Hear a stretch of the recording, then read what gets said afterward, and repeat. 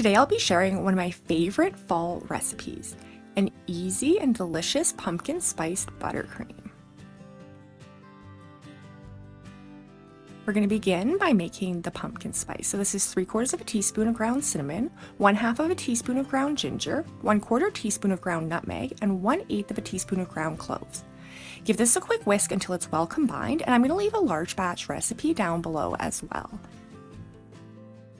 In a medium bowl, place 1/2 cup of room temperature butter. Mix this on low until it's nice and smooth and creamy. Add in 3/4 of a cup of powdered sugar and continue mixing until this is all well incorporated. Now I'm going to add about 1 teaspoon of my pumpkin spice into the remaining 3/4 of a cup of powdered sugar. Give that a quick whisk and add it into our bowl. Continue mixing this until it is well combined. And of course, all of these instructions in the full recipe can be found down below. I'm going to add 1 tablespoon of milk.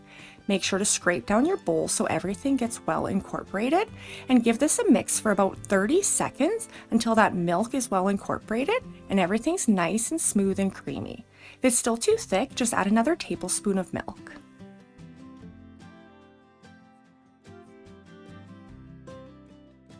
I love all the flecks of spice that you can see in there. This pumpkin spice buttercream goes perfectly on mini pumpkin cupcakes. It's also great on carrot cake, or you could even use it to make any of my fall piping tutorials.